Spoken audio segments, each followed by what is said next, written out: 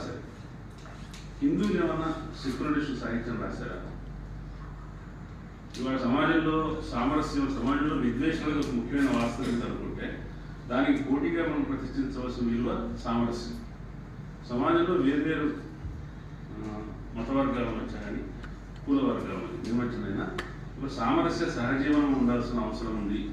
బయట నుంచి వస్తున్నటువంటి విద్వేష కల్పనల్ని ఎదిరించడానికి అవసరం ఉంది అనుకున్నప్పుడు రచయిత ఆ సామరస్యాన్ని ప్రేరేపించే కథలు ఎట్లా రాయాలి?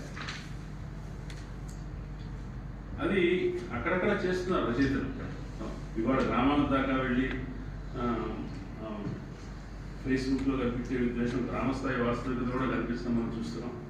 ఇంతకుముందు అరుదుగా మాత్రమే కనిపించే ద్వేష ప్రచారకులు గ్రామాల వైపు మనం ఎక్కువగా తారసపడటం చూస్తున్నా కానీ కథలకు కూడా రావట్లేదు. ఎవరన్నా అటువంటి మంచి సామరస్యవాద కథ, అంటే సామరస్యం అంటే మిగతా సామరస్యం కాదు, సామాజిక సామరస్యవాద కథ ఎవరన్నా రాస్తారా? శ్రీనివాస గుణశాస్త్రి గారు ఇలాంటి అబ్బాయి వస్తే ఇలాంటి కథ రాసినట్టుగా అటువంటి వాళ్ళు ఆ జనరేషన్లో 1940s కంటే ముందు గుడియాల దగ్గర నుంచి నెల్లూరు కేసెస్ ఈ మధ్య అప్పుడు రాసిన కథలు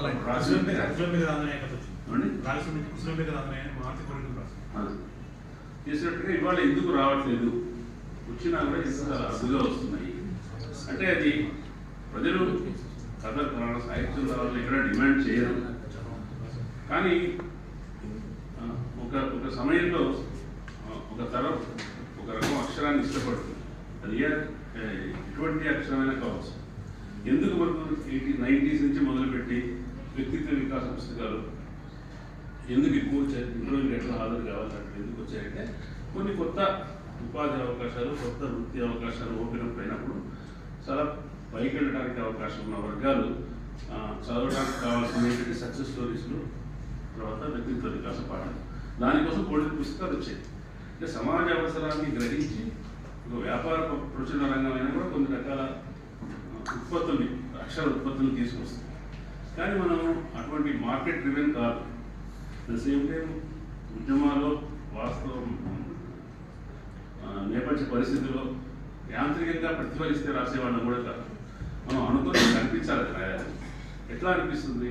అనిపించడానికి వాళ్ళలో చాలామంది సహాయంగా అనిపించవచ్చు. ఎందుకంటే అందరూ ఏదో రకంగా సమాజంతో ఇంటరాక్ట్ అవుతుంటారు, జరుగుతున్న పరిణామాలతో ఇంటరాక్ట్ అవుతుంటారు.